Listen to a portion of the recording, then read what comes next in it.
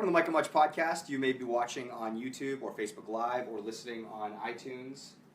There's a lot of ways you can consume this damn thing. That's right. Google Play, Stitcher, I believe, SoundCloud, all of that. I'm Mike. If you do not watch the show or listen to the show, this is Shane, our pop culture aficionado. This is Max, our producer. He also sings in the band called Arkells. Hello. So we're going to open right away with some great news. We are going to Coachella. The cat's out of the bag. Arkells are playing Coachella both weekends, and the pod's going down for the second weekend, and we are going to interview a bunch of people. We're going to do some fun stuff. Shane, what are your thoughts on going to Coachella? Are we going to interview a bunch of people? That's up to me, the producer of the show. Okay. But so here, my plan though is on the first weekend I'm going to try to buddy up with all the big bands because it's the same weekend, it's the same lineup both weekends. So I'm going to try to become friends with who's headlining? Lady Gaga. Maybe I'll see her in catering. I'll say, hey, I got a podcast. They're going to be here next week. Anyway, I'm going to set the groundwork, and then so I'm going to set them up. You shoot them down. Is that sweet? Yeah, knock them down. Knock them down. Shoot them down. Whatever. Yeah, nailed it. So besides for interviews, I think we're going to do some Facebook Live stuff. We also got a ball in mansion in Palm Springs. What is it? Are we staying there? Well, yeah, the Nut set it all up. The Nut. Cool. So the Nut is also coming down. There's other Champagne boys also coming down, and we're going to be broadcasting from poolside. We got a cool looking place. I don't know. It's all happening. Are you going to stay there, or are you you got a band? You got your own spot? No, I think the band's on a bus, so I'd rather stay with you guys. Oh, I see those guys all the time. So, and they'll probably want to come over too. So we're very excited, and thank you to the good people at Much Music for sending out the pod because we're gonna make it worth everyone's time. True. So please listen, please watch. That will be happening at the end of April. My question for our audience, for you guys, is there any other gags we should do while we're down there? Should we? Shane, have you been thinking about gags? Been really busy, but I think, well, we got the top secret thing we're working on. We can't talk about. But, usually I'm pretty good at coming up with gags on the spot or the night before. But, yeah, I'll come up with a bunch.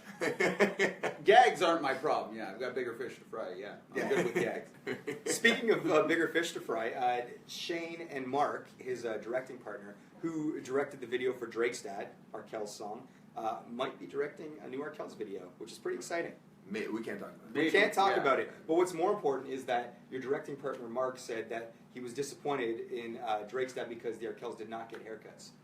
Yeah, so I'm going to shave. I can't tell if that's a haircut or not. No, I did get a haircut recently. Okay.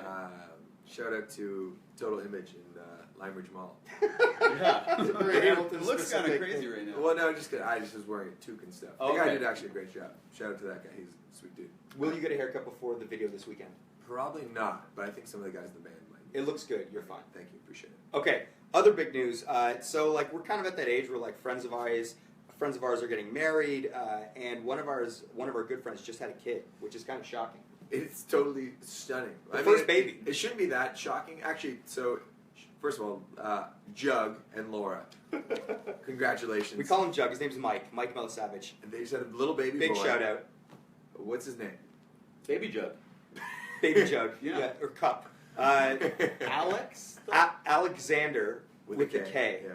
So Alek, A-L-E-K, Xander. So we were all bugging Jug, asking him what the kid's name was going to be. And he said, I'm not going to tell anybody, but it's going to be the name of a Champagne boy. And there's about 18 guys in the group, so it could have been, there's 18 options. Now, there's an Alec in the group? No, Alex. Oh, okay. My roommate, Alex. Simple Alex. Right. So, but people were thinking it was going to be named Max. Yeah. There was some I'd put my money on that, yeah. Yeah, a lot of, and then because I'm, an egomaniac, I was like, probably. Were you a little disappointed that it wasn't Max? No, I felt less of a burden, because if it was Max, I would have felt extra responsibility to be a guiding figure in his life. Sure, like a stepfather. Yeah, or Godfather. Godfather. Say, yeah. But now that it's just Alex, I feel like you're off the hook. I'm off the hook for that. What if it was Max, M-A-K-S? That would be just weird. That's just a weird name. Yeah. But anyway, it was very exciting, and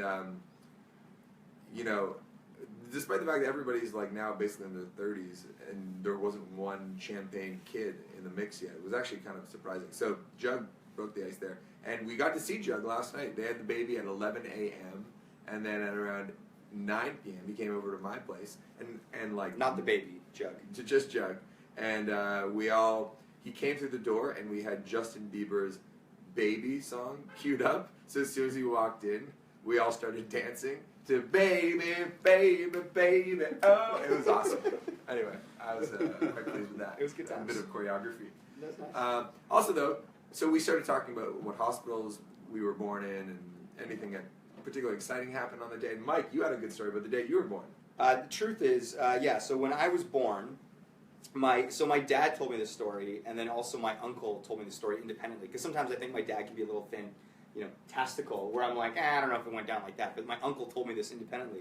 So essentially, when I was born, my dad and my uncle were so drunk that they started doing wheelchair races in the hallways with cigars and like a 26er of vodka that they got kicked out of the hospital, and my mom was livid. So, yeah. That's amazing imagery. It's a fact. Hamilton in the 80s, man. Yeah, anything was possible. Anything. It was a different time. It was a different time. Yeah. Yeah, smoking in hospitals seems like just like a Isn't it hilarious crazy, the thing. idea of even smoking indoors now? Like, the idea of, like, if you lit a cigar now indoors, people would be like, ooh! Like, Yeah. smoking outdoors, people are like that. You can't walk Queen Street and smoke. Yeah. Like, you'll get a lot of, like, cut-eye and stuff. Yeah, you can only do it like after midnight or something outside of a bar. People think that's still cool. That's Yeah. true. But like in the middle of the day, you're kind of seen as an asshole if you're smoking outside. But yeah, Did you ever smoke? I've never had a puff of a cigarette in my life. Really? No, my mom really scared me into not doing it. But you love weed. That's not true. Did you smoke? I feel like you like those cigars, those little cigars for a while. Yeah, I just like looking cool, and I like puffing on stuff. Clearly with this hat. Yeah. I got this ever at the dollar store, yeah. It's cool. When you're buying a pack of smokes, yeah. Yeah, but yeah, I'll do it just for a funny photo or something. Like I don't know how to inhale, really. Right. So I could never damage my lungs. What about you, Mike? You smoked. I smoked in high school. Yeah. Really? It's true, yeah. All right, let's get to questions because we got to record the dessert after this. But we got a lot of questions. The producer's keeping it moving. All right, I gotta go our man back to Dan this is sort of- going to ask us questions. Here, take this mic. All right. Let's just go back to Coachella really quick because Lauren Carson over in England wants to know what or who are you most excited for at Coachella? Oh, I haven't even Kendrick Lamar. I haven't even really looked at the lineup. I was very excited about Beyonce, but then she dropped out. She had a kid. She had her own little baby Jug. And I don't know. What are you guys excited for? I'm excited for the Arkells. Good answer. Yeah, I don't. You're the only people in the lineup I know. By the way, it's really like, we're proving to be like very valid reporters. Like we have no idea what's going on with this festival. It's like Max is there and Lady Gaga. Who are like the main headliners? Who are like the it's what? It's Gaga, 2 weekends. right? Gaga, Radiohead, and Kendrick. I think are the big ones. And Lord? maybe? Radiohead will be cool. Yeah, Is Lord playing? I don't know. What is your favorite? We actually literally were just in an Uber, and our Uber driver was from Hamilton and an Arkells fan. He recognized Max, and he said that he was a huge Radiohead fan and that he was going to see them in Italy. What is your favorite Radiohead song, Shane? You go first. Well, they don't like this song, but I was always a fan of Creep. Oh yeah, it Creep's fun. Fake Plastic Trees. That's it. Good one. I love. Obviously, the singles are great. Karma Police is great, obviously, but I love 15 Step off In Rainbows. I think that's the opening track, and they performed it at the Grammys. It was like Radiohead at the Grammys, and it was just Johnny, the guitar player, and Tom, the singer, with the USC marching band. So like the rest of the band wasn't there. That's what makes Radiohead so cool. They're like, it's Radiohead, but it's like, no, it's two of them with a marching band, and they replicated the song. The song is very rhythmic, and it was awesome. That whole album's very cool. Yeah. I don't know any of the song names because I just kind of play it while I'm like sleeping. Well, that's actually they released that record on a pay what you can model, and that came out when I was in university. And I just remember like there was so much excitement around it. It dropped at midnight. You just download. I think I paid $7 for it or something. And you willingly said I'm paying. Well, $7. because nobody had done it before, and everybody just thought it was so cool that I think everybody wanted to like do the right thing. It was Right. like, okay, this band is trusting me to pay them something. So, and I think a lot of people. I think they made way more money than if they just sold it. But how'd you Well, come they to get $7 all of it. price point? Oh, I don't know. I don't know. I forget. But I remember going up to my roommate Jay Kelly's room. He was on the top floor of our house, and we just turned off the lights and like lay down in his bed and listened to the album. Smoked a big old blunt. Dude. No, we fucked. No, just kidding. no, we just listened to it. It was awesome. It was very cool. All right, let's get to it. All right, next question is from Caitlin, who left a very nice review on iTunes. Thank you, Kay. By the way, to all our listeners out there, thank you if you left a comment or a rating on iTunes. That makes a big difference. So she had very nice things to say about your interview style, and she wanted to know how long do you research each guest, and how do you decide which questions to ask and which ones to drop? Very good question, Caitlin. And also thanks for the review. So the way that we do it is essentially like if we have, so we just interviewed Nelly Furtado, for instance, and you go back, listen to that on, I'm promoing now, where on YouTube, Much.com, iTunes, all that shit. But we interviewed Nelly Furtado, so Nelly's pretty big, but like someone like the band Perry we did, what I'll do is like 24 hours before, I'll essentially do like a deep dive on like Wikipedia, sort of like YouTube. I'll watch sort of the way they answer questions, sort of the way they are. I get like a feel for who they are as people. And I basically, to answer your question, is like 24 hours before. And then for the questions, Max actually, as the producer, does a bunch of research and hits me with those questions the night before the interview. I'll go through them, sort of put them in my voice. But the questions usually come from Max, and then there's like one or two that I'll sort of throw in. But I would say like we work on them together, but it really comes from you. Yeah, it's pretty collaborative because I usually try to think of what kind of questions I'd want to be asked as a guest of the show, because RKLs do lots of interviews, and I know what it's like to be asked good questions and what it's like to be asked like totally non-research questions that I've answered a million times. So I always try to think of maybe an angle on an artist that you haven't really thought of before. So with Nelly Furtado, I was really interested to hear about how she reflected back on like those first 3 records and how she would have felt in the moment while she was on this rocket ship to the moon, and how she thinks about work today, because she's definitely in a different phase of her career. And I thought we got that out of her. I thought it was really interesting the way she talked about how she takes on new art projects today as a mother in her late 30s versus the mindset she had when she was a 21-year-old kid who didn't know anything. So each artist, I try to really put myself in their shoes and think about what they might want to talk about. How did you come up with the name Arkells?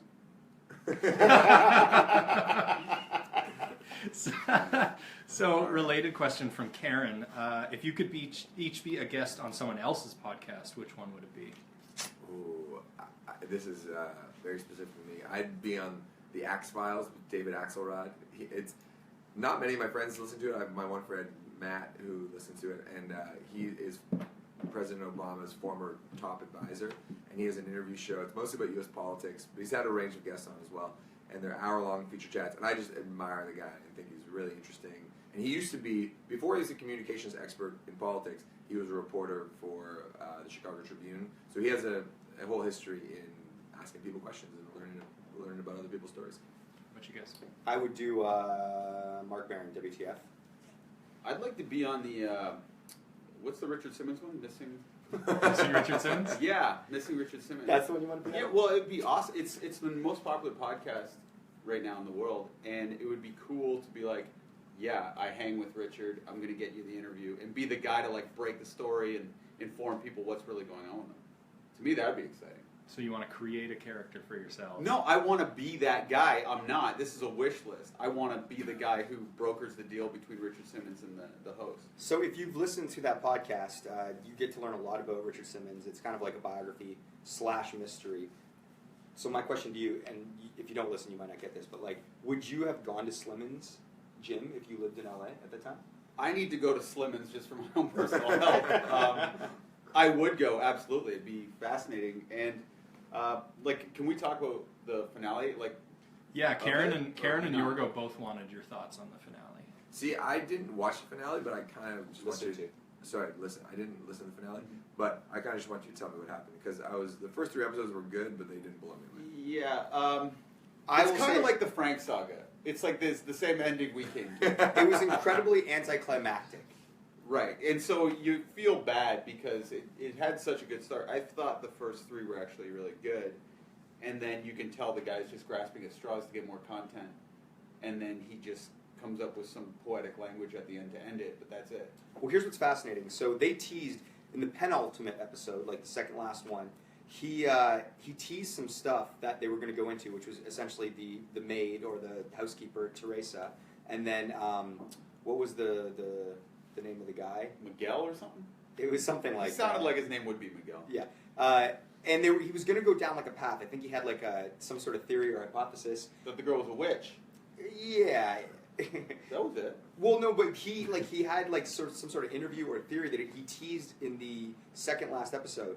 In the last episode, he said, we abandoned all of that because I've talked to so-and-so, and he ends up talking to Richard's manager, who gives him like an interview. And I feel like I want to hear whatever that episode was. I want to hear what the finale was supposed to be that he abandoned. And I don't know if it's because he was going to be sued. I don't know if it's because the manager called and was like, no, this is the deal with Richard, and you need to abandon all that. But I want to know what they were going to do, because that's interesting to me. Yeah. Like, just from a production standpoint, why would you ditch whatever you had planned? Like, what's the reason you did? And he says, oh, if you ever run into me on the street, I'll tell you the story. It's like, no, tell me in the finale. Like, I'm invested in your fucking Yeah, podcast. it's probably like how when we started the pod, we were doing a bunch and we were always getting threatened to be sued and stuff. You were getting threatened to be sued. Yeah.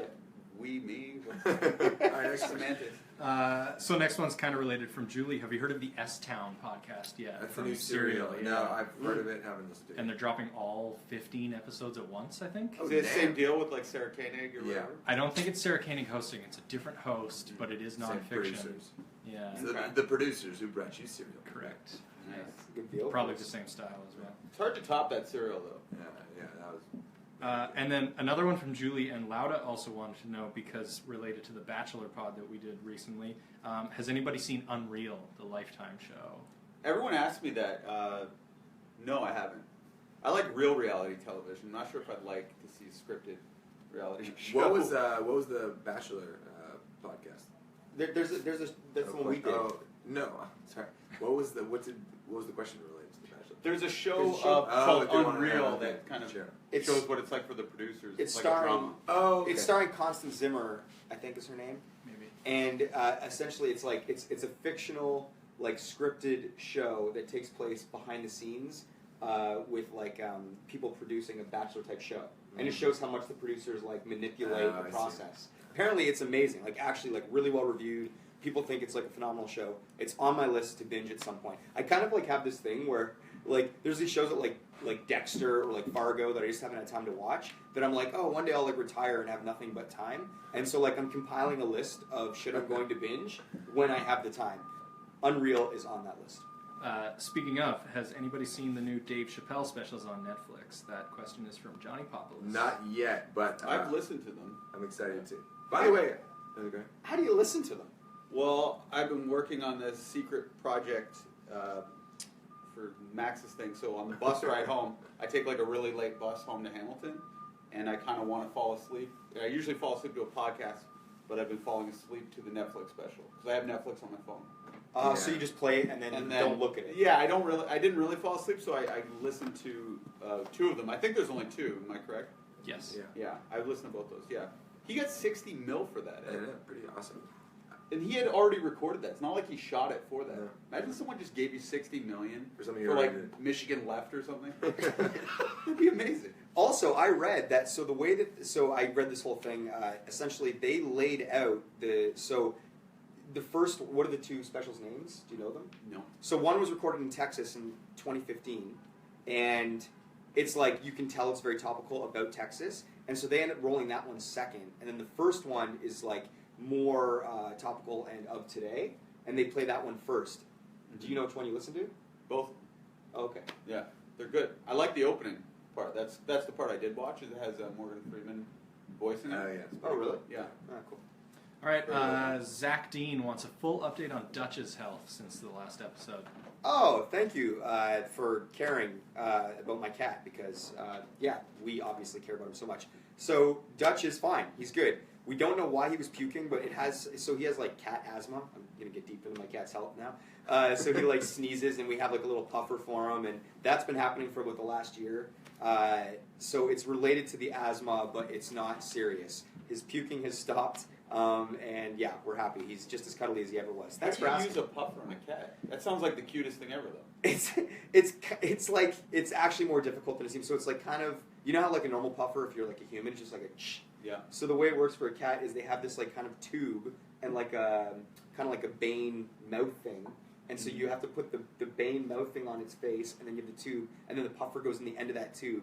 And so once you have the thing on the cat's mouth, then you go like, shh, and then you have to hold it to their face, and they don't like it. Right. So he's trying to get away, and you feel like evil, and then he's like, and then he calms down, and then you see, it's awesome. That's my bane. And then thank you. And then the little thing goes, and you see he's breathing in the medicine. So he's good. The puking has ceased, and all is good. Thank you for asking, honestly, so much. I always find it funny when, when animals, like pets, have like human people problems, like the asthma. Like a mortgage. Yeah. Well, These bells are driving me nuts. well, okay, like, it was That's special. my dog imitation. I liked it.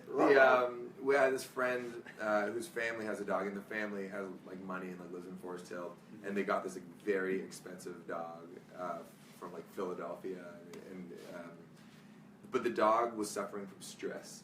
And it was like it was making it really like he was having heart problems and stuff like that. I was like, dude, man, you live in Forest Hill, like you're purebred. Like, what are you worrying about, man? Jeez. Anyway. That's Max's Netflix special. Yeah. This one's kind of for Max. So Allison listens to the pod, and after seeing you guys tour with Frank Turner, she went back and listened to the second episode with Frank, and she wanted to know if that was the first time you met Frank. And if so, how did that relationship form with Arkells and Frank Turner? So, yeah, good question, actually. So, when we did that was literally our second interview. And I did not know Frank at all. And because I was maybe a little more, I wanted to be more like extra professional or really wear my pod hat, I didn't even really mention I was in the Arkells. And I don't know if he knew that, but I don't even if he knew who the Arkells would have been at the time, to be honest. I knew we had mutual friends, like our manager, Ashley, is friends with Frank from a long time ago. But I definitely did not make it a thing where I was like trying to meet him on a band level. I was just trying to be like a very good producer. So that all happened, and then we started touring like whatever, a year and a half later, 2 years. And I brought it up since, and he does a lot of interviews, so I doubt he even remembers that interview necessarily, or me for that matter. But we definitely shared that moment before we had a friendship afterward. So the next time you met him wasn't until you were on tour. Yeah, together. until Did you ever bring up the pod once you became friends with I was like, yeah, he did the pod, but like not even, I didn't even really dig into it. Right. Mostly because I didn't want to put him on the spot. And also, if he was any other artist, I'd expect maybe him to remember it. But Frank literally does like 7 interviews a day with people, like the little bloggers to like big TV shows. So I wouldn't expect him necessarily to remember. Cool. But he may have remembered. I don't know. I should ask him. Sam, the Persian president, wants to know what's each of your go-to karaoke songs? Oh, that's a great question. That is a good question. I've recently been going to Boston Pizza Tuesday night karaoke because my gal Lauren loves it. And we did Ain't No Man High Enough together as a duet, and it was actually quite special. Would you ever do an Arkell song at karaoke? We're not big enough to be on the karaoke. Boss's Commons, not on Boston Pizza's karaoke. All right. Who's a better singer, you or Lauren? If Lauren has better natural talent than me in literally every category, so if she wanted to be a better singer, she could be a better singer than me in about 15 minutes. But because I do it for a full-time job, I maybe have a slight advantage.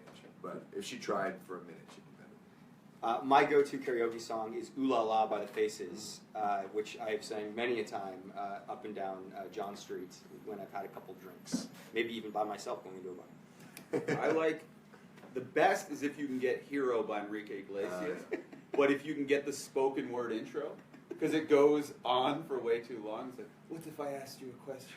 Shall we dance? And it just goes really long, and it's always a huge hit. Well, actually, Dan Hamilton has a good story about him and Greg going to karaoke night, and this was when Greg was single years ago. It's my brother, Greg. Yeah, my roommate. And Greg was like very excited to like impress a girl, and he was gonna sing that song because he knows that song always brings down the house. And before he had a chance to do it, some other guy who was also trying to impress the girl sang that song first and brought down the house, and Greg was like, ah! It was Shane. Yeah. I'd be surprised. Mitch Pollock wants to know, Oh, yes. better Barenaked Ladies song, Jane or Brian Wilson? Shout out to Mitch. great producer on CBCQ. He was arguing about this very topic with Tom Power, who's a great host on CBCQ. And we were talking about, I mean, those songs are both masterpieces. You can't really go wrong with either. For whatever reason, Jane is scratching my age today, but I could change my mind the other day.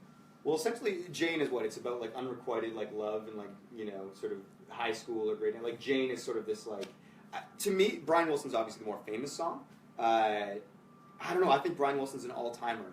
But Jane is probably more emotional. You can relate to Jane as, like, a young man that's ever had a crush or been in a relationship with the girl. Brian Wilson is my answer. Your answer is Jane? I guess, but... Break the tie. I like Old Apartment. Basketball questions. Jeff Beckler wants to know, will the Raptors catch the Wizards for third? I'll do that for Mike. Yeah, baby. We're getting third. Either way, I either want the Cavs to drop down to 2 and we stay in 4, or we ascend to 3 and the Cavs stay in 1. I just want to avoid the Cavs in the second round. But to answer your question, I think we actually are going to catch the Wizards and get 3. We're winning tonight in Miami. That's what I'm saying. And then this one's from Kristen, and maybe more from Max. Who'd you pick to win NCAA? I have UCLA, Lonzo Ball. Against? I don't even know who. I hate filling out this bracket. Someone made me do it this year. So I don't know. UCLA is Max's pick. Who's your pick for the March Madness? I have no clue. The Old Apartment? I always say Tar Heels or Old Apartment. Yeah. Couple more. Emma wants... No, sorry, John on the basketball. 2 more, and then we got to get out of here. 2 more? Okay, yeah. John wanted to know your thoughts on the Ibaka fight the other night. Huh. Can you just recap what Network said? Because Network's our favorite tweeter. I highly recommend you follow Network if you're into Game of Thrones, politics, or basketball. NETW3RK.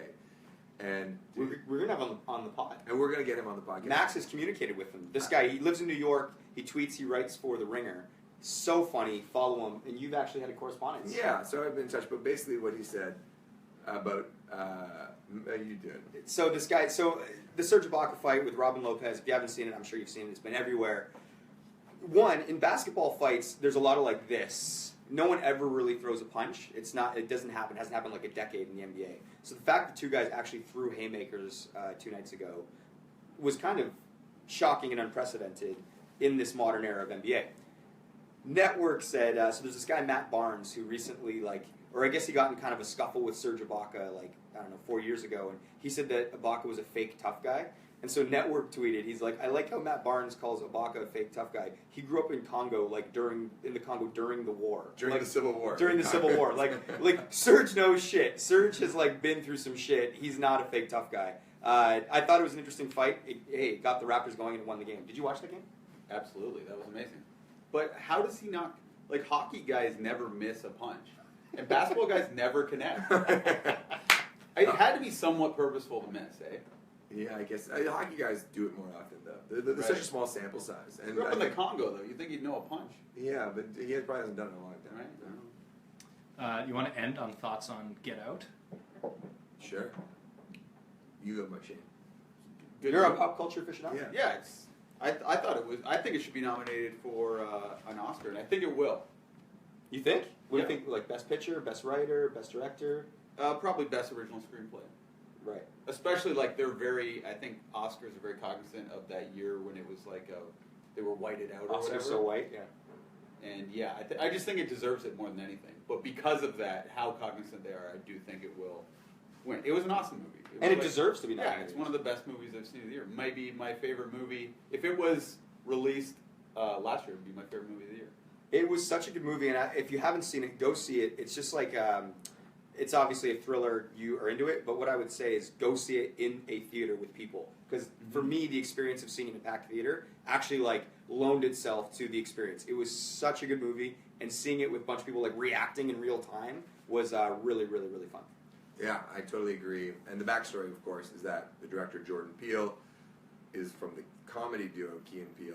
On Much Music. On Much Music. And It's over. The series ended. Series We no longer have it on but Much. he's known for his comedy chops, but he's very Fuck that interested in horror movies. And he wrote this original screenplay, made the movie for $4 million, and it's already grossed more than $100 million. Yeah, it's the first black director to have a debut over a million. Or, Yeah. I think just director in general. First debut movie to have over 100 million? Earn over 100 million. Wow. Yes. Yeah, it's amazing too. there's a lot of great movies that are made for small budgets and find a niche little audience, and they make the money back and then some a little bit. But it just you just don't see that as often. Like a little movie, like totally exceeding expectations in this way, and financially, and on every metric, it's done incredibly. And I guess on that, we're going to wrap it up. Thank you guys for watching. Thank you for listening. If you're listening to this on iTunes or somewhere else, you can listen to our most recent episode with Nelly Furtado. We have an episode coming up with the band Perry, I believe, on Monday. Do you want to say anything to wrap it up? No. Do you want to say anything to wrap it up? Nope. Thanks so much for listening. See you next week if we don't die on the weekend.